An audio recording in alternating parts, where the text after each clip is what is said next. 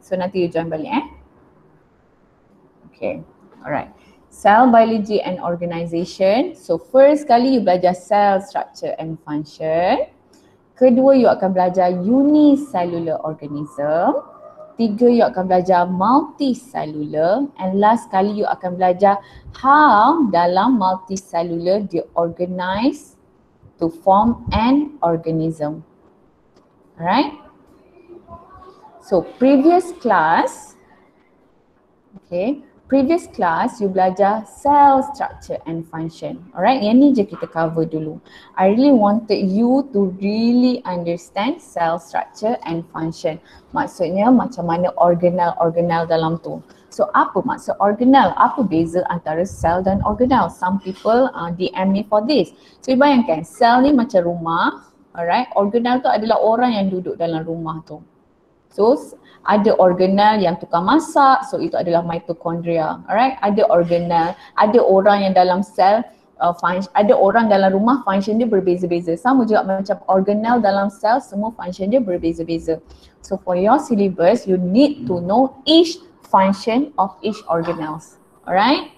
So, satu, you buat eksperimen. So, this one teknik ni I dah ajar last class how irrigation technique and macam mana you nak draw kalau you nampak lukisan. So, kalau nak draw kan, this one dia suruh draw what do you see under microscope. Kalau plant cell ini je you nampak, alright? You tak nampak cytoplasm ke macam dalam lukisan you tak. Alright, jangan mengada-ngada. Ini je yang you nampak. So, lukis je. Alright, cell wall dengan cytoplasm pula, nucleus. Tu je you nampak. Alright? Kalau chick cell, ni je you nampak. Alright, irregular shape dengan nucleus. Okay, you tak nampak chloroplast memang tak ada lah. You tak nampak mitochondria semua. Okay, alright. So, kita just recall back all the structures that you learn. Okay, all the structures. Okay, nucleus yang paling besar, it contains DNA. Alright, dalam ni. Dalam nucleolus, ada ribosomal RNA. This one lebih sikit, tak apa, I just cerita je dulu. So kalau gambar nukleus, dia ada bulat kat sini, itu nucleolus. Alright, yang kat sini adalah nucleus. Yang dekat luar ni adalah nuclear membrane, selaput nukleus. Alright, dia yang membaluti nukleus. Alright, nuclear membrane. Dekat nuclear membrane ni, alright, dekat nuclear membrane, sorry. Kan, ni nukleus. So, ni nuclear membrane ni yang macam envelope dia. Dekat nuclear membrane ni sebenarnya ada what we call as dot ni, bulat, opening. Kita panggil dia nuclear pore. Alright, kat sini dia ada opening. Kita panggil nuclear pore. Kenapa I beritahu sekarang? Alright, sebab later chapter you akan belajar apa function. Alright, apa function nuclear pore, apa function nuclear membrane. For now, you kena tahu apa function nucleus je dulu. Alright, function nucleus dia ada contain DNA. Alright, genetic contents ada dalam ni. For now, itu je dulu. Alright, settle. Then you belajar rough endoplasmic reticulum. Right, rough endoplasmic reticulum ada ribosome dekat situ. Rough, kalau you pegang dia kasar. Right, so function dia apa, kena tahu semua. Ini semua you dah cover previous chapter. So kalau you boleh jawab this question, alright, yang kita dah cover ni, you boleh identify organelle, you boleh tahu apa each organelle buat dan settle for the first part, cell structure and function. So today kita akan start cover semua unicellular, multicellular and organization. Very easy once you dah understand, okay? Tapi mind you, it's a bit heavy in facts. I try to make it simple tapi dia perlukan your reading juga. Ni sebelum kita start, esok kita dah masuk chapter baru tau. That chapter baru is quite hard. So yang ni je yang paling senang lah for now. So unicellular organism, like I cakap betul, uni maksudnya satu. So organism yang hidup dengan satu sel sahaja. Alright, unicellular, organism yang hidup dalam satu sel sahaja. Okay, dalam organism, alright, ni organism, tak kisahlah apa-apa hidupan, plant ke apa, terbahagi kepada dua. Right, ini luar bilik darjah, I just bagi tahu you lah supaya you faham mana sebelum I introduce you to organism yang ni. Satu kita panggil eukaryotes. Okay, eukaryotes. Sebab ni you akan jumpa ni dalam buku teks. So kalau you tak faham, you macam apa benda ni? Okay, beritahu. Satu eukaryotes, satu prokaryot. Right? Prokaryotes. Maksud eukaryotes adalah organism ni ada nukleus. Contohnya macam kita ataupun plant, semua eukaryotes. Satu lagi contohnya protozoa. Alright? Ataupun bakteria yang ada nukleus pun kita panggil eukaryot. Tapi prokaryot dia tak ada nukleus. Contohnya adalah virus. Alright? Corona. Corona tak ada nukleus. Jadi kita panggil dia prokaryotes. So kebanyakan prokaryotes ni kita panggil dia bukan living organism. Eukaryot je kita panggil living organism.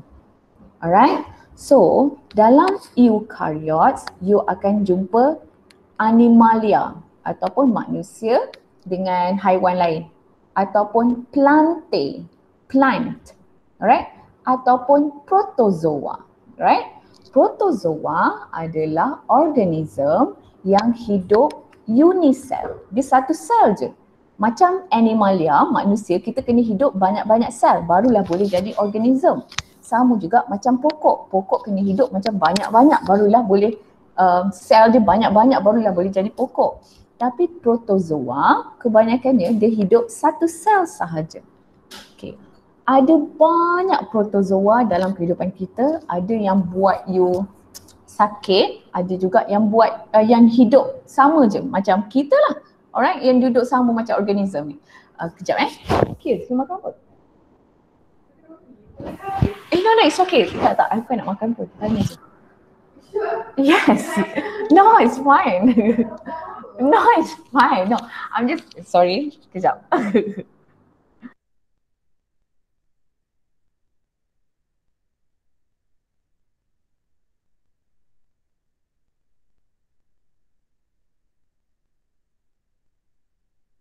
Alright, okay. So people, sorry sambung Okay, unicellular.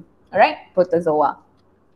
So, bila protozoa, dalam syllabus you ada dua je protozoa yang you belajar. Walaupun banyak lagi I nak ajar you sebenarnya, tapi ada dua je yang you belajar.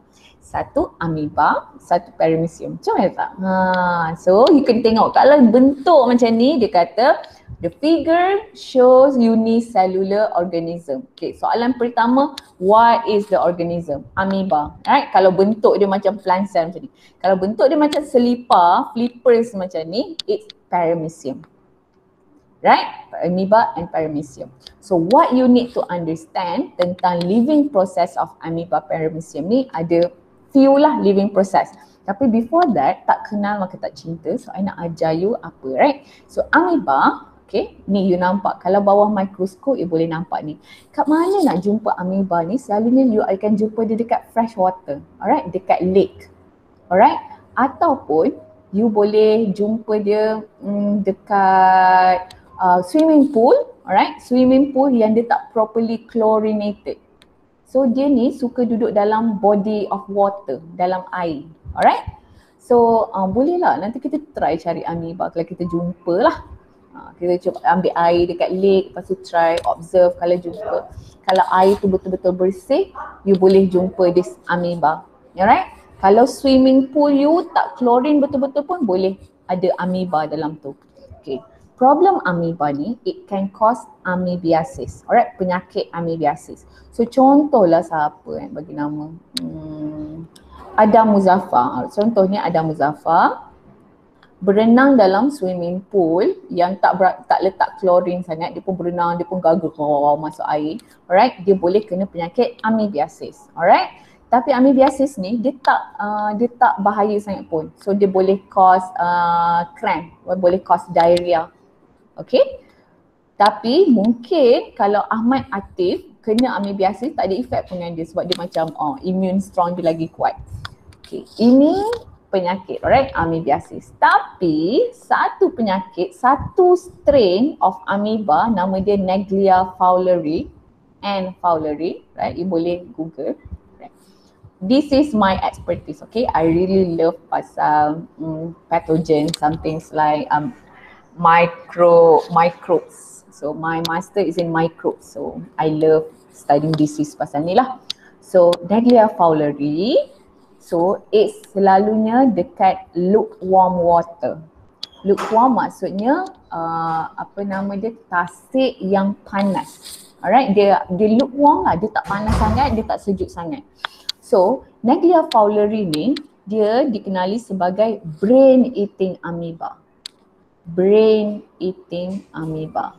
So kalaulah you berenang dekat lake, ni banyak kes dekat US. So kalaulah you berenang dekat lake yang ada Naegleria fowleri, alright, tiba-tiba you rasa macam sakit kepala, okay, lepas tu you akan disoriented, maksud dia you macam tak tahu you duduk mana ni, bla bla bla. So besar kemungkinan otak you dah dimakan oleh Naegleria fowleri, right? Bahaya.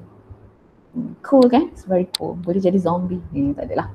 Alright, so maksud I kat sini, amoeba boleh jadi satu, dia depend on species. Ada species yang macam boleh jadi macam comel dia dalam air tak ada masalah. Alright, paling teruk pun boleh jadi amoebiasis. Tapi ada strain like Naegleria fowleri boleh cause brain eating disease. Alright, boleh buat brain you hilang you punya structure.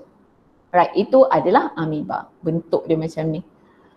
Ini adalah paramecium. Paramecium ni lagi you jumpa kat clean water. Dia just duduk dekat water yang clean. Okay, paramecium bawah mikroskop dia macam ni. Okay, paramecium ni juga ada banyak jenis. So ada paramecium yang boleh cause disease, ada yang macam just duduk je. Plasmodium falciparum is plus. Alright, dia ada banyak family lah. So I don't want to bore you pasal this family. Ada Giardia lamlia pun, I believe this family juga. So tapi ni je, okay, syllabus you kena tahu structure dia macam ni je. Okay, kalau you ada masa nanti search lah. Okay, untuk unicellular, alright, untuk unicellular organism, what you need to know adalah macam mana dia hidup. Macam mana dia satu sel je dan dia boleh hidup. Alright, bayangkan tak? Kalau you scrap pipi you ni, sel you tak boleh hidup. Tapi macam mana protozoa, dia ada satu sel je dia boleh hidup. So ini adalah cara dia hidup. So contoh macam amoeba, macam mana dia nak makan? Alright, dia tak ada mulut. Jadi dia ada what we call arm dia, kita panggil pseudopodium. Alright, Pseudo ni adalah fake. Alright, macam pseudo husband, fake husband. Pseudo fake. Podium ni arm, alright. Pseudopodium maksudnya fake arm. Dia macam arm apa bahasa Melayu, lengan. Fake arm. Dia macam lengan tapi tak. Okay. So dia extend dia punya cytoplasm forming pseudopodium. So bila ada makanan macam ni, dia akan extend macam tu, dia akan keluarkan dia punya tangan. So dia pun makan. So lepas tu lysosome, you ingatkan you belajar nutrients tadi, lysosome, function lysosome adalah untuk, kalau dekat animal cell adalah untuk digest worn out organelle. Maksudnya organelle dah tua-tua, you akan digest guna lysosome. Tapi untuk amoeba, lysosome digunakan untuk apa nama dia? Maksudnya untuk digest, alright, makanan ni. So makanan dia enclose dalam food vacuole. Alright, ni amoeba. Okay, amoeba dia nampak makanan. So dia akan first dia extend pseudopodium. Right, nombor 1 extend pseudopodium. Nombor 2, makanan akan enclose dalam food vacuole. Alright, ni kena ada dalam notebook you ni. Alright. Nombor 3, lysosome akan digest. Alright. Use lysosome akan digest, right, to absorb nutrient. Okay, ni kalau nak keluar soalan essay, dia tanya explain how amoeba obtain its nutrition. Alright, so kalau soalan dia 6 markah, you kena ada 6 point lah. Nombor 1, amoeba extend pseudopodium. Nombor 2, so the food akan enclose dalam food vacuum. Nombor 3, lysosome will be used to digest food. Nombor 4, nutrients will be absorbed. Nombor 5, alright, undigested food will be left away. Okay, nombor 6, cakap and amoeba keep living, bla bla bla. Macam itulah. Contoh kalau 6 markah, selalu 4 markah, 3 markah je. Okay, this is how amoeba boleh hidup. Paramecium macam mana pula? Okay, paramecium dia ada mouth dia dan juga ni paramecium, right? Paramecium mouth ni oral groove. Ni mulut dia. Alright, ini anal dia. Anal bahagian dubur dia lah. Alright, so apa yang dia akan buat, so paramecium cara dia makan, dia akan gerakkan cilia ni. Alright, gerak macam tu, ke kanan ke kiri. So bila dia gerakkan makanan ni, you boleh cakap dia sweep. Alright, sweep makanan, dia macam tengah menyapu, dia jumpa makanan, dia akan masukkan dekat oral groove. Alright, bila masuk dekat oral groove, mulut dia oral kat sini sama je. So makanan akan enclose dalam food vacuum. Alright, so lysosome, dia tak ada keluar lysosome kat sini. Tak ada, lysosome akan tolong digestkan makanan ni dan undigested akan keluar dekat anal pore. Senang kan hidup dia kalau jadi paramecium? Makan berak itu je. Tak payah belajar. Okay, alright, paramecium. So that's how unicellular obtain nutrition. Nombor 2, movement. Alright, dia dah makan, nak cari makanan, dia kena tahu macam mana nak move. Right, move sama juga. Alright, macam pseudopodium ni, amoeba dia move guna pseudopodium. Oh sorry, bukan arm, dia guna term feet. Right, feet kaki. Feet arm sama je sebenarnya. Tak tahu tangan ke kaki dia. Fall feet, pseudopodium. Right, so you kena tahu lah movement, dia extend pseudopodium, lepas tu followed by cytoplasm flow. Right, extend pseudopodium followed by cytoplasm flow. Tapi sukanya dia akan tanya explain how amoeba move and obtain nutrient. So kenalah amoeba extend pseudopodium followed by flow of cytoplasm until dia jumpa makanan. Bila jumpa makanan dia akan extend pseudopodium, makanan masuk food vacuum, bla bla bla lah macam cerita tadi. Alright, movement. First nutrition dan movement. Macam mana paramecium? Paramecium dia movement dia guna cilia beats. Alright, tapi rhythmic. Okay, ada rhythm. Kalaulah cilia ni tak move in rhythm, yang ni gerak ke depan, yang ni gerak ke belakang, dia static je lah. So dia move in rhythm. 1, 2, 3, gerak, gerak, gerak. Barulah dia boleh gerak. Okay.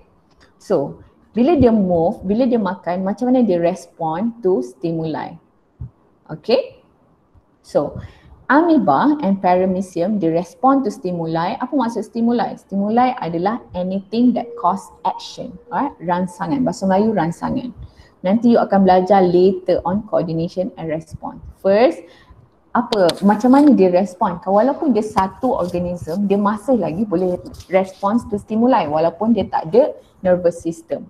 So, chemical, touch ataupun bright light, ini adalah stimuli. Alright, so dia akan run away daripada di stimuli. Dia tak suka bright light, dia tak suka ada sentuhan, dia tak suka any chemical. Sebab itulah dia duduk dalam fresh water, water yang betul-betul fresh.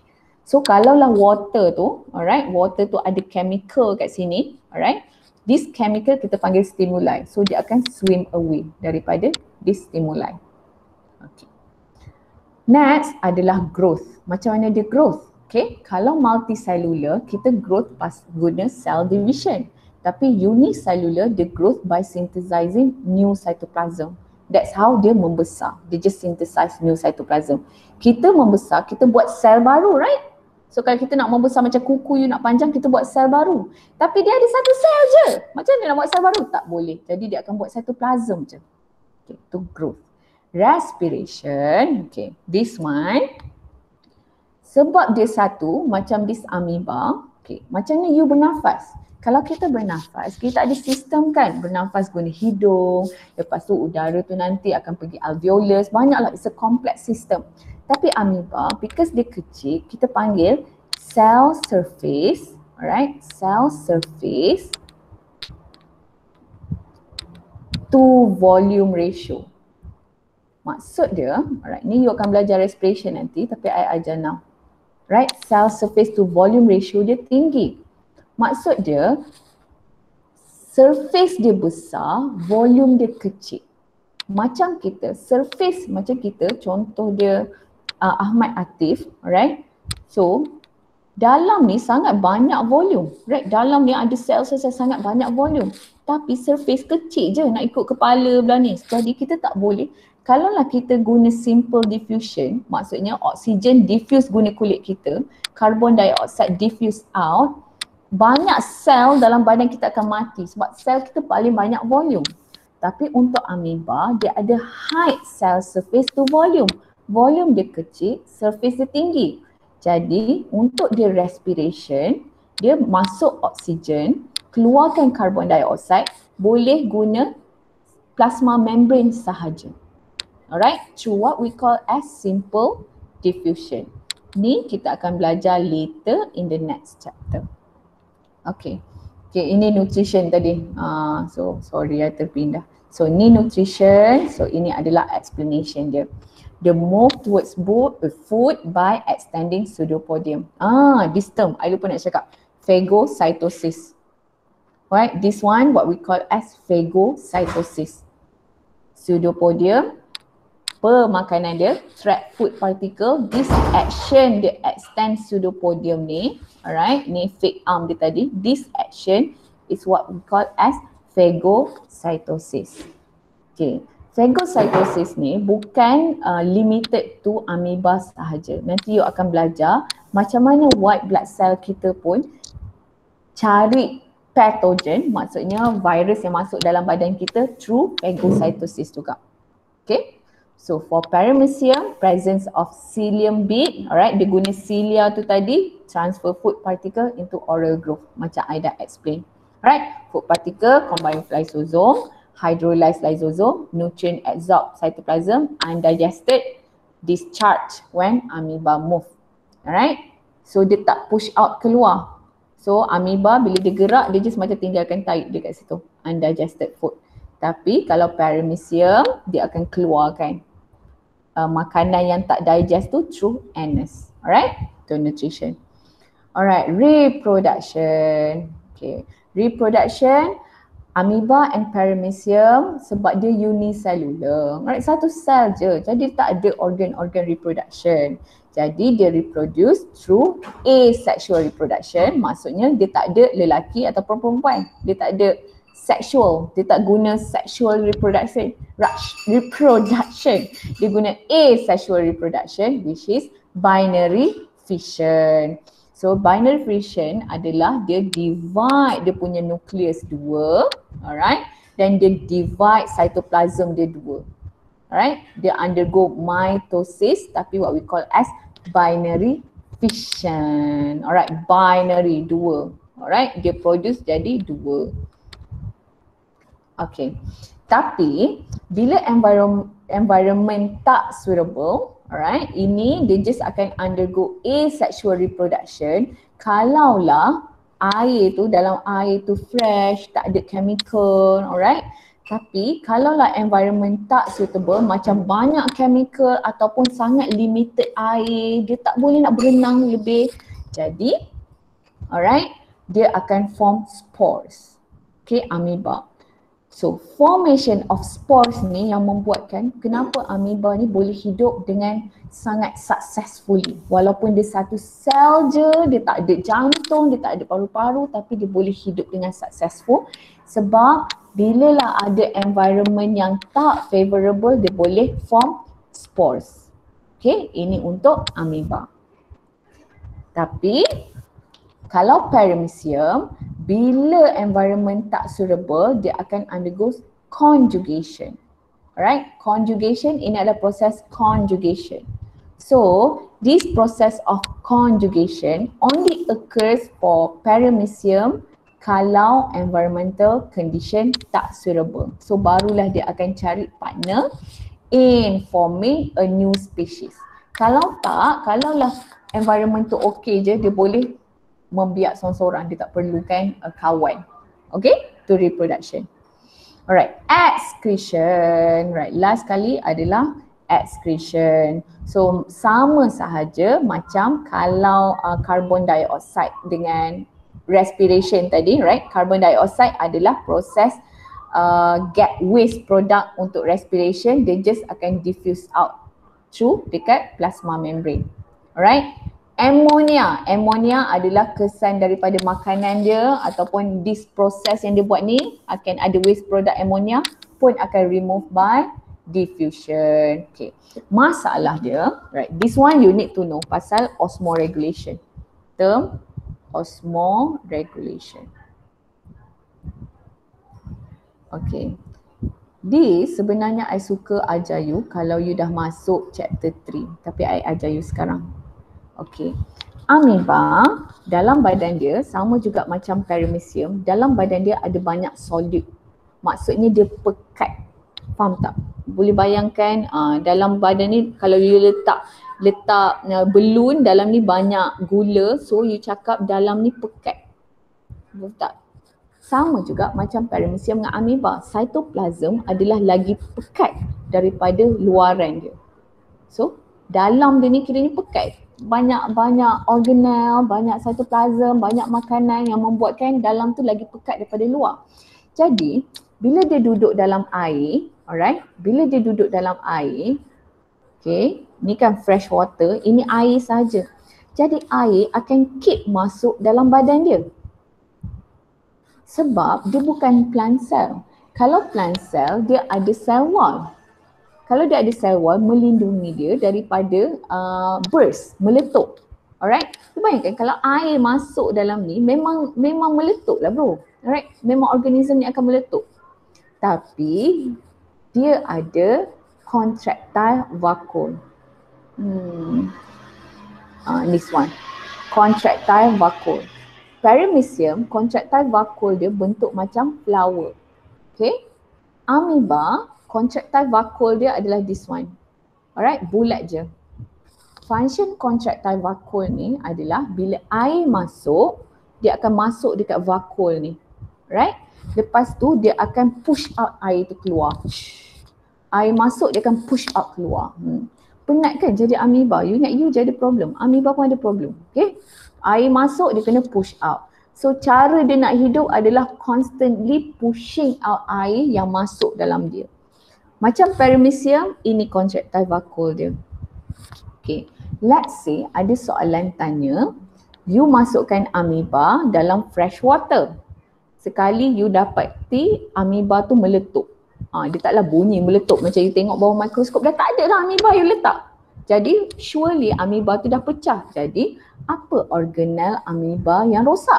So inilah contractile vacuole. Ataupun you masukkan paramecium dalam air. Sekali you tengok dah tak ada dah paramecium tu. Maksudnya paramecium tu dah meletup lah. Jadi tanya apa organel yang rosak? Contractile vacuole. Alright? Ataupun you cakap you letak paramecium dan makanan paramecium. Paramecium selalu makan algae. Alright? Sekali you tengok makanan ni tak berusik. Kenapa? Apa organel yang rosak? Mungkin oral groove dia, mulut dia rosak. Contohlah macam tu. Alright? Soalan-soalan yang boleh ditanya. Okay, senang dah? Right, this one pseudopodium, food vacuole, contractile vacuole of amoeba macam ni. Contractile vacuole of paramecium like this. Alright, jangan terconfuse. Jadi, this chapter, cell biology organization, you dah belajar cell structure and function. You dah belajar unicellular, ada 2, protozoa you belajar, amoeba and paramecium. So under this one, you need to know macam mana amoeba hidup, macam mana amoeba makan. Nampak simple right? Tapi soalan ni sampai tingkatan 5 nanti akan ditanya. So make sure faham. So now you akan belajar pasal multicellular. Macam mana kita as organism yang banyak-banyak sel live. Okay, sebab kita tak macam amoeba atau paramecium yang boleh hidup dengan satu sel sahaja. Kita perlu ada banyak-banyak sel. So under multicellular, alright, first thing you need to know adalah different cell dalam badan kita. Okay, so sel-sel macam ni kita tak hidup dengan satu jenis sel sahaja. Kita ada banyak jenis sel. So contoh dia muscle cell. Okay, muscle cell, the thing pasal muscle cell you need to know adalah it's multinuclear striated fibers. So bentuk dia macam ni, sel dia. Right? Bentuk sel dia adalah macam ni, it's striated dan dia ada kebaikan, mostly dia ada lebih daripada satu nukleus. Ini adalah sel muscle kita. Sel nerve kita yang ada dekat otak you, alright, walaupun dia sel tapi bentuk dia advance sikit. Alright, so bentuk dia macam ni. Okay, you ada dendrites, you ada axon, alright, you ada cell body. Alright, ni cell body. Nanti you akan belajar later. So this whole kita panggil cell, nerve cell, bentuk macam ni. You belajar juga epithelial cell. Epithelial cell selalu simple je. Right? Macam kat pipi you yang you scratch out tu, itu adalah epithelial cell. You know lah, itu epidermal cells. Alright? Epithelial cell. Sperm cell, sperm juga. Alright? Maksudnya satu sel juga, bentuk dia macam ni. Macam balloon. Okay? Red blood cell, bentuk dia macam donut. White blood cell ada banyak bentuk. Ni you akan belajar later waktu transport. Ni je. So first, you need to know function of setiap sel ni. Right? New cell. Okay. You dah belajar different type of cell. Sekarang ni, okay, itu dekat human. You juga akan belajar sel-sel dekat plant. Alright. Sel dekat plant, you ada xylem vessel.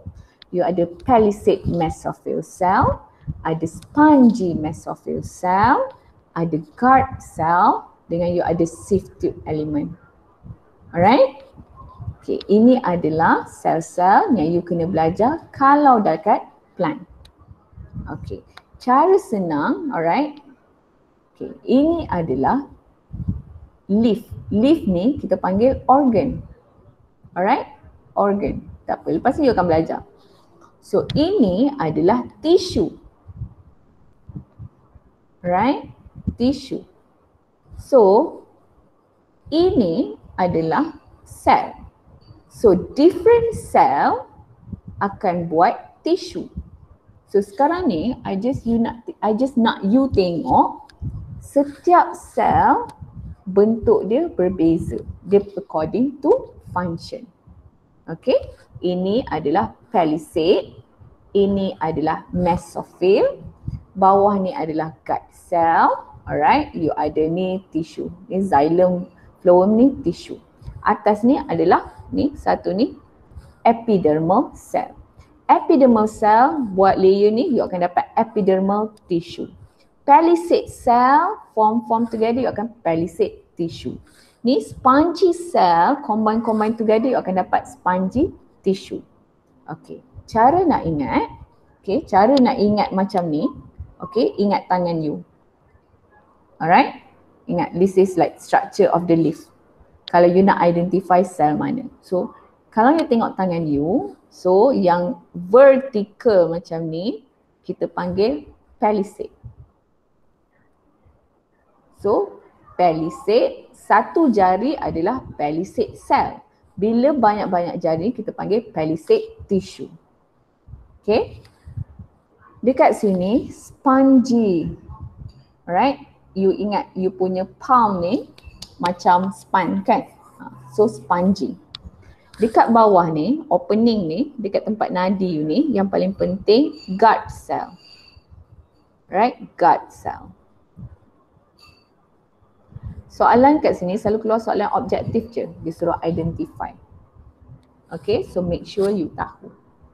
So dekat human ada different cell ni. You kena identify lah. Kalau dia tunjuk macam ni, diagram shows a type of cell. What is the cell? A muscle cell, B bla bla bla. So jawapan dia nerve cell. So senang je. You kena identify different cell. Okay, lepas tu you kena identify cell dekat plant pula. So yang macam mana palisade, apa beza palisade cell, apa beza spongy mesophyll cell, apa beza gut cell, root hair cell macam mana. So this one, please read on your own. Okay. Tapi dia punya point is very simple. Different cell have different structure according to different function. Okay. Alright. So,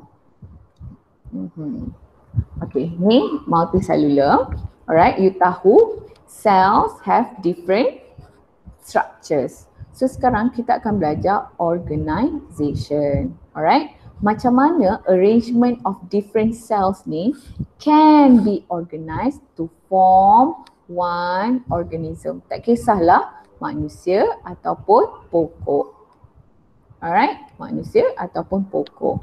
So this one you akan belajar levels of organization in multicellular organism. Okay, ni later kita akan tengok lah. Later kita akan tengok. Tapi under organization, alright, under organization ni je you kena tahu. Cell forming tissue, tissue form organ, organ form system, akhir sekali baru akan form organism. This one I need you untuk tulis dekat notebook masing-masing. Alright. So cell you kena tahulah different cell-cell yang I ajar tadi. Alright.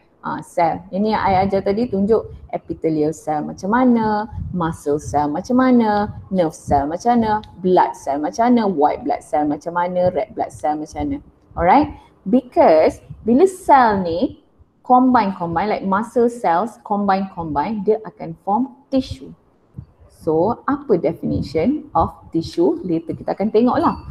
Tapi, sebab setiap cell, right? Because each cell, okay, are you still with me? Yes. Okay, sebab setiap cell carry out different function. Macam nerve cell, function dia lain kan? Dia dekat otak. Muscle cell, function dia lain. Dia dekat muscle you. Jadi organel yang ada dekat setiap sel ni pun haruslah berbeza. Macam saya cakap sel rumah. So kalau lah macam sel ni macam kilang lah. Kalau kilang yang buat air, haruslah banyak mesin buat air. Tapi kalau kilang yang macam buat benda-benda lain, haruslah equipmentnya lain. Alright? Sama lah juga macam badan you.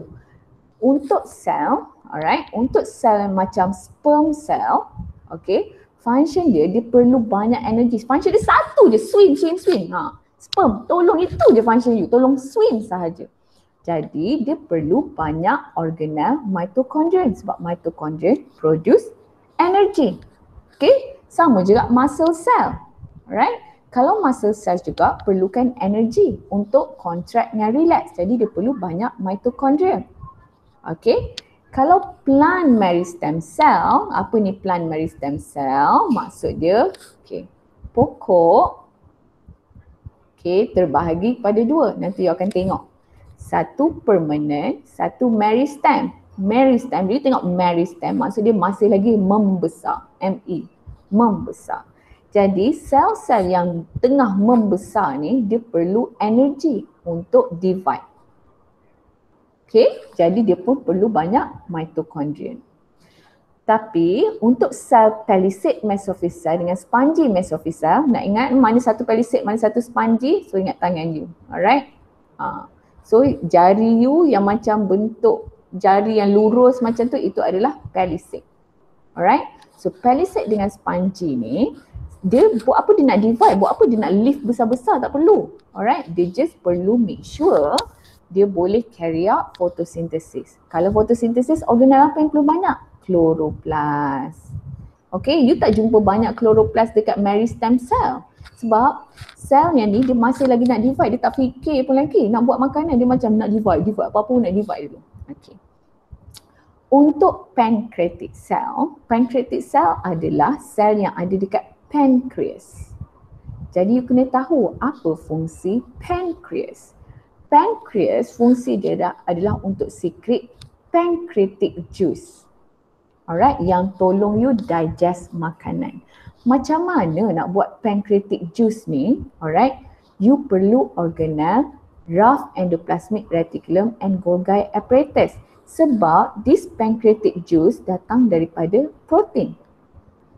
Okay, protein yang buat pancreatic juice.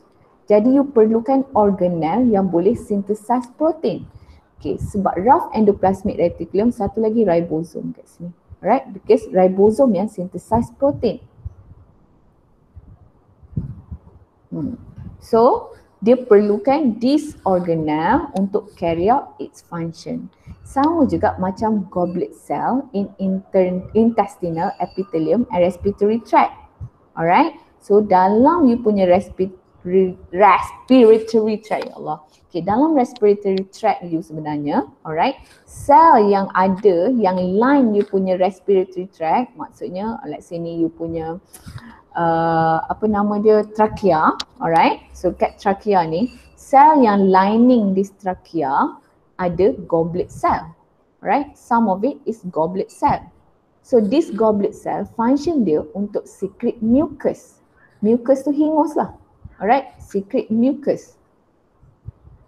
Kenapa dia nak secrete mucus? Supaya kalau you inhale any dirt ataupun habuk, dia akan trap dekat mucus ni. Okay, jadi goblet cell lah yang function dia buat this mucus. So kalau lah goblet cell nak buat this mucus dengan banyak, apa organelle dia perlu banyak pun? Sama juga, rough endoplasmic reticulum and Golgi apparatus. Because this one boleh produce structure needed in produce this mucus. Alright, ada protein juga. Apa dalam mucus? Alright, you boleh tengoklah apa you perlu untuk buat mucus. Alright, tapi rough endoplasmic reticulum and Golgi apparatus boleh buat benda tu. Okay, liver cell sama juga. Alright, because it need to metabolize carbohydrate and carry out detoxification of drugs and poison.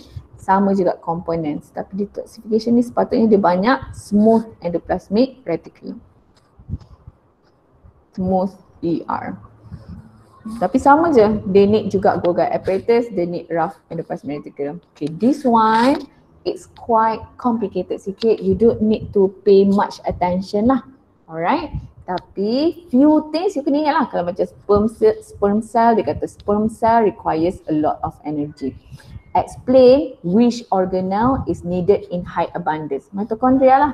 Kalau dia cakap thallic mesophyll cell need to carry out photosynthesis. Explain apa organelle yang paling banyak in abundance. Chloroplast. Okay. Goblet cell produce mucus. Explain organelle apa?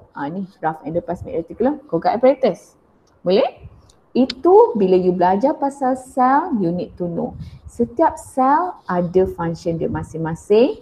Jadi bila ada function dia masing-masing, organelle yang ada dalam tu pun berbeza. Bukan berbeza lah, maksud organelle simple. Yang basic semua ada sama. Cuma dia banyak mitochondria. Okay? Tak adalah kita nak cakap dalam tak adalah kita nak cakap dalam epithelial cell tak ada mitochondria. Ada juga, cuma tak sebanyak dalam muscle cell. Right? Boleh faham tu? Ada juga, cuma tak sebanyak. Abundance, what we call abundance. Yang banyak, bukannya present. Semua ada. Sebab semua perlu carry out cellular respiration. Cuma dia tak, function dia tak perlu banyak energy, jadi dia tak perlu banyak mitochondria. Okay, itu sel. You dah tengok sel tadi kan? Jadi you pun tahu organelle apa, tahu sel struktur macam mana. Jadi then you akan belajar tissue. So Alan, suka give the definition of tissue. Alright, so you nak tak nak you kena ingat ni. What is tissue? So tissue adalah group of cells have same structure and same function arranged together to carry out specific function. Okay, so sel satu, tadi contohnya macam epithelial cell, alright. Epithelial cell, sel epithelial yang sama, alright. Jadi bila arrange together, bila satu kita panggil epithelial cell, Bila lebih daripada satu, alright, lepas tu dia carry out function dia, alright, carry out same function. Maksudnya semua sel ni dia carry out same function dia. Jadi kita panggil dia epithelial tissue. Ada sperm tissue tak? Tak ada. Alright, sebab sperm cell dia lonesome, dia hidup dengan satu je. Alright, tak ada sperm tissue. Okay? So sekarang ni under tissue you akan tengok ada epithelial tissue, muscle tissue, nerve tissue and connective tissue. Alright? Maksud epithelial tissue adalah epithelial cells. Yang you belajar tadi epithelial cells.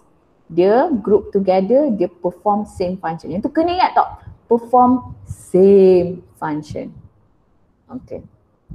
Muscle tissue adalah muscle cell tadi. Alright? Arrange together to perform same function. Nerve tissue adalah nerve cells yang I lukis tadi. Alright? Tapi ada banyak-banyak. Okay? Dia form same function, kita panggil nerve tissue. Connective tissue adalah sel sama-sama lah. Alright, so sekarang kita akan tengok walaupun sel asas dia adalah epithelial cell, alright, tapi bila dia dekat different location, dia akan berubah bentuk according to dia punya function. So contoh, epithelial tissue yang cover surface of the mouth and esophagus, so dia tebal. Alright, dia tebal macam ni. So dia ada inner stack. So you nampak je epithelial tissue, maksudnya epithelial cell yang inner stack macam ni, you tahu function dia adalah untuk cover mouth and esophagus. Okay. So epithelial tissue yang macam nipis macam ni, alright, ada nipis macam ni. So dia cover lungs, body cavities and blood vessel. Kenapa? Sebab untuk surface of lung dengan blood vessel ni kita perlu one cell thick sahaja. Alright, kita tak perlu tebal-tebal. Kita perlu one cell thick sahaja sebab senang dia nak carry out function dia. Function apa? Nanti you akan belajar later. Alright. So epithelial tissue that covers surface of trachea and bronchus, alright, dia ada cilia atas tu. Alright, bentuk dia satu macam ni. So atas tu macam ni. So kalau dia tunjuk kat you, this is an epithelial tissue. Alright, kat atas ni adalah cilia. Lepas tu dia kata explain kat mana you boleh jumpa epithelial tissue yang macam ni. So you boleh jumpa dekat trachea and bronchus. So function dia apa? Cilia ni adalah untuk you swipe pathogen. So kalau ada pathogen masuk, you boleh trap. Dirt ke apa, you boleh trap kat sini. Alright. So epithelial tissue that lines gland atau kidney duct, dia akan form bulatan macam ni. Alright, one cell thick, satu je sel, tapi dia akan form macam tubule. Okay, epithelial tissue that covers small intestine, alright, bentuk dia macam ni. So dia ada function, okay, untuk dia secrete secretes enzyme. Alright, so you nampak bentuk dia macam ni. Dia sama macam ini goblet cell tadi. This one, is it we call goblet cell? I don't remember. Alright, tapi sebab dekat small intestine you perlu digest makanan you. Kalau digest makanan you perlu enzyme. Kalau perlu enzyme, so maksudnya ada specialized macam hole macam ni untuk kita keluarkan enzyme tu. Tapi ini je you kena ingat. So walaupun dia epithelial tissue, alright, walaupun dia epithelial tissue, tapi bila dia, walaupun dia epithelial cell, arrangement of this epithelial cells adalah berbeza bila dia form tissue. So contohnya kalau dia nak form tissue yang line trachea, dia perlu ada cilia. Alright? Kalau dia perlu untuk line tubule macam kidney duct, maksudnya susunan dia perlu buat bentuk tubule. Okay. Alright. So itu tadi adalah epithelial tissue. Sekarang ni muscle tissue. You dah belajar pasal muscle cells tadi kan? I cakap kan, muscle cells. So muscle cell is multinuclear. Multinuclear and seriated. Kejap. Okay. Sorry So muscle tissue. So depends on location. Muscle tissue, you ada smooth muscle tissue, skeletal muscle tissue ataupun cardiac muscle. So maksudnya smooth muscle you boleh jumpa dekat digestive tract, blood vessel, semuanya. Alright? Smooth muscle you jumpa dekat digestive tract, blood vessel, urinary tract and reproductive tract. Skeletal you jumpa dekat legs and hand. Alright? So yang buat legs dekat muscle tissue yang form you punya tangan dengan kaki tu adalah datang daripada skeletal muscle. Tapi yang buat heart you adalah cardiac muscle. Right? Cardiac muscles maksudnya dia muscle cell. Tapi bila dia form muscle cell ni form dekat jantung you, kita panggil cardiac muscle tissue. So the difference pun kena tengok juga. Alright? Kalau smooth muscle bentuk dia macam ni. Alright, dia just panjang, bentuk dia panjang macam tu. Alright, kenapa? Sebab bila bentuk dia macam ni, dia boleh carry out peristalsis. Peristalsis maksudnya dia boleh contract dengan relax. Kita tak perlu dia punya contract dengan relax tu kuat pun. Just simple contraction, simple relaxation. Jadi smooth je. Tapi kaki, tangan you, alright, you kena tengok ni smooth muscle bentuk dia macam ni, alright. Tapi kalau skeletal muscle like macam ni, alright, this one yang I lukis tadi, alright, dia serrated macam ni.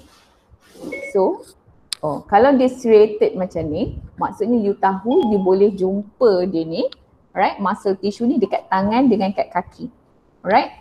So bila tangan kat kaki, kenapa bentuk dia macam ni? Sebab it's control movement. Maksud control movement, kita perlu energy yang kuat untuk contract dengan relax. Itu yang boleh buat you workout ke apa. Alright? Kita perlu generate banyak energy dekat sini. So kita perlu banyak mitochondria. So bentuk dia adalah serrated like this. Okay. Cardiac muscles pula, bentuk dia you boleh tengok. So dia macam ada segmented. Alright? Okay. Dia macam ada segmented area macam tu. So, dia untuk cover you punya heart. Alright? Ni form you punya jantung. Okay. Yang ni lah yang waktu COVID-19 dulu case macam ni lah. Because it's very dangerous because it can affect you punya cardiac cell. So cool. Alright? So cardiac muscle sama juga macam smooth muscle, it's involuntary. Tapi dia punya shape adalah berbeza as compared to smooth muscle. Alright? So kau ingat, kalau muscle tissue ada 3. You belajar smooth, you belajar skeletal, you belajar cardiac. So smooth bentuk dia macam tu, skeletal bentuk dia serrated macam ni. Alright? Cardiac dia more to segmented. So kalau dia tunjuk gambar macam ni, cakap so tunjuk gambar macam ni, explain kat mana you boleh jumpa benda ni, you tahu dekat tangan dengan kaki. Okay, nanti jangan lupa letak attendance Okay, nerve tissue, alright, you tahu nerve cells yang I tunjuk tadi. So nerve tissue, kalau satu sel otak sahaja, dia nak buat macam mana? Tak boleh, dia kecil je. Dia perlu berhubung dengan nerve yang lain. Alright, perlu berhubung dengan nerve cell yang lain. So bila berhubung dengan nerve cell yang lain, barulah dia boleh carry out function dia. So this combination of semua nerve cells ni kita panggil nerve tissue. Alright, so setiap nerve tissue ada cell body, ada dendrite, ada axon. Right, ini cell body. Right, ini adalah axon, ini adalah dendrites. Alright, depends. Okay, yang tu je you kena ingat dulu. Detail-detail tak perlu ingat lagi sebab nanti you akan belajar later. Okay, ingat je. Nerve cells ada cell body, ada dendrite, ada axon. Function dia detect stimulus. Alright? Okay. So, in order for nerve cell untuk function, dia perlu exist in a tissue. Okay. Apa lagi? Satu lagi, I cakap tadi, bila you belajar tissue, satu lagi you belajar adalah connective tissue. Okay, this one adalah connective tissue. Blood tissue, bone tissue, okay. This one adipose tissue. So this one you boleh tengok dekat buku teks you lah macam mana each tissue carry out its function. So blood tadi, blood cell tadi, you belajar blood cell tadi kan, I ajar white blood cell, red blood cell, semua termasuk dalam connective tissue. Alright, bone pun kita panggil connective tissue. Fat you kita panggil adipose tissue. Alright, okay. So maksudnya ada adipose cell yang form adipose tissue. So this one you try untuk baca sendiri later. Alright, I don't want to bore you into these things. So tadi you belajar pasal human. Now tissue in plant. Kalau plant cell tadi you ingat you belajar palisade cells dengan mesophyll, spongy mesophyll cell. Sekarang ni bila dia exist, dia tak boleh exist as cell saja. Dia kena exist as tissue. So plant tissue terbagi kepada dua. Satu permanent tissue, satu meristem tissue. Permanent tissue maksudnya permanent, dia dah tak divide dah. Meristem dia masih lagi membesar. Alright, ini you akan belajar more on form 5 nanti. So sekarang ni simple je, you just kena ingat different ni je. Alright, so permanent tissue ada 3. Dermal, ground and vascular. Kalau vascular ada xylem and phloem. Okay, this one I laju sikit ya. Sebab soalan, okay, soalan I just cakap kat you. Soalan dia suka tanya pasal ground tissue. Okay. Kalau pokok, alright, you potong pokok dekat bahagian stem ni, bahagian batang pokok ni, alright.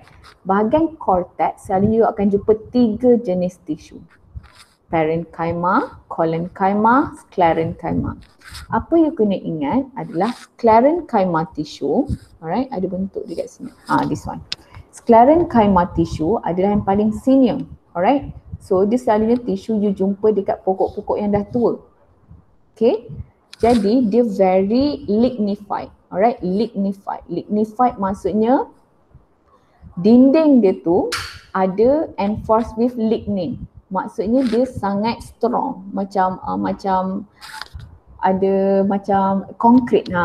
Lignin ni macam konkrit lah. So sclerenchyma tissue, alright. So dinding dia penuh dengan konkrit. Parenchyma is besar-besar, alright. Function dia bukan untuk support, function just untuk store starch, protein and water. Jadi pokok yang dah tua, dia tak perlu lagi benda ni, dia tak perlu, dia dah besar, alright. Dia buat apa lagi nak simpan, dia harta-harta dia macam ni. Jadi dia perlukan support. Jadi pokok dah tua banyak sclerenchyma. Parenchyma dia mungkin sikit, tapi pokok yang muda lagi banyak parenchyma, sclerenchyma sikit. Alright. Collenchyma function dia separuh support, separuh simpan, tapi mostly adalah support. Tapi dia tak sekuat sclerenchyma. Jadi support dia hanya kepada non-woody stems ataupun pokok-pokok kecil lagi. Alright, so bila cakap pasal tissue in plant, you kena ingat ground tissue. Alright, parenchyma tissue, collenchyma tissue, sclerenchyma tissue. Ini je yang dia suka tanya. Tapi kenalah ingat 3 ni. Alright, but this one I don't want to bore you into this because nanti chapter tingkatan 5 you akan belajar a whole pasal apical, lateral, bla bla bla. Alright, kalau vascular tissue ni dah belajar tingkatan 3 sebenarnya. Ada xylem dengan phloem. Apa function xylem? Transport water and mineral salt. Apa function phloem? Untuk transport organic substance. Alright, this one very simple. Okay, jadi, okay, let me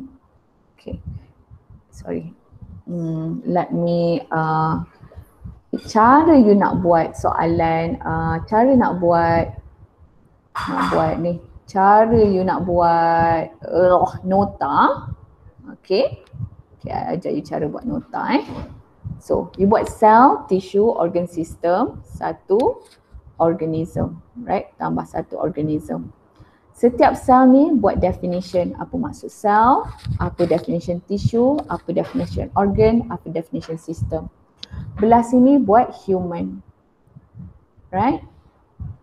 Belah sini buat plant. Alright, so dekat human cell apa yang you belajar?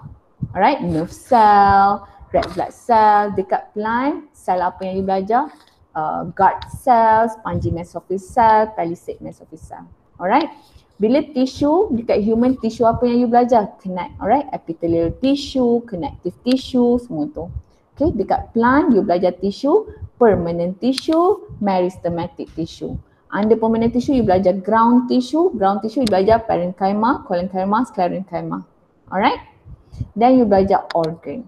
For human, organ adalah combination of different tissue.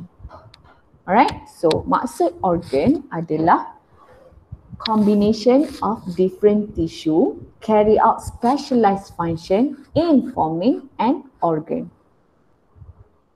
Okay, so ni a group of different tissue combine to form organ. Organ perform special function as a result of combination of tissue. Alright, so itu maksud organ, combination of different tissue that perform specialized function. So macam heart you kat sini, alright, macam heart you kat sini, you ada nerve tissue, alright, yang tolong regulate your heartbeat. You ada connective tissue, blood kat sini, alright. You ada cardiac muscle tissue, ingat bentuk muscle tissue yang cardiac tadi, so dia segmented a bit, alright, dekat situ, alright, sebab yang kat sini dia boleh undergo beating, alright, cardiac muscle tissue boleh undergo beating. You ada juga epithelial tissue untuk cover dekat luar, right. These different tissue combine together untuk form an organ. Akhir sekali, alright, different organ, so heart tambah dengan heart jantung lah, tambah dengan paru-paru, tambah dengan bla bla bla, dia akan form system. Alright, dia akan form system. So system adalah different organ work together to perform function. Alright, so so macam you kena tengoklah endocrine system, apa function endocrine system. So apa organ-organ yang terlibat. Respiratory system, so ada trachea, organ nose, ada lung, diaphragm, apa function dia. Okay, so this one, alright, this one is usually akan ditanya lah. Tapi dalam chapter tingkatan 4 ni you akan tengok more on muscular system nanti. You akan tengok more on macam mana lymphatic system work. Tapi untuk chapter 2 ni sahaja you kena tahu setiap lymphatic system apa organ yang berfungsi, apa function dia. Mechanism you akan learn later. Di sini ada banyak lagi. Okay, blood circulatory system, digestive system. Please summarize semua benda ni dalam note you. Okay, so selalunya dia just macam tunjuk organ-organ, lepas tu dia cakap based on you punya knowledge in biology, these organs akan form apa punya system. So kena tahulah, kalau ada otak, so you tahu nervous system. Kalau perut, you tahu is digestive system. Alright, so this one, cell form tissue, tissue form organ, organ form system, and akhirnya you dapatlah multicellular organism. Okay, like cell ni, alright, muscle cells form tissue, so tambah lagi banyak-banyak tissue, connective tissue bla bla bla akan form organ, organ tambah dengan organ tambah dengan organ-organ lain, alright, akan form system. Okay, very easy, right? So daripada cell, tissue, organ, system, akhir sekali adalah organism. Okay, ini adalah human.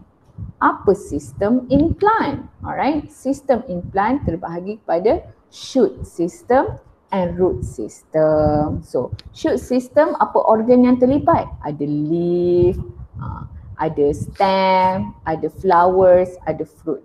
Kalau root system yang dekat pokok, Allahuakbar. Root system yang dekat pokok, so ada root je lah. Ada root, itu adalah yang combine dalam root system. Alright, basically that's the end of chapter 2 tingkatan 4. Okay, so dalam chapter 2 ni, cell biology and organization, you ada cell structure and function where you learn all the organelles. Alright, lepas tu you ada unicellular, you belajar dua je. Amoeba and paramecium. Dalam amoeba and paramecium ni, you kena tahulah macam mana dia growth, macam mana dia makan, bla bla bla. Right? Dan you belajar multicellular. Maksudnya different, it's no longer satu cell. So it's more cells. Alright? Yang form satu organism. So bila you dah belajar multicellular, you belajar organization. Macam mana it's form a multicellular organism. So kenalah start daripada cell, tissue, semula yang kita belajar tadi. Okay? Right. Any questions so far?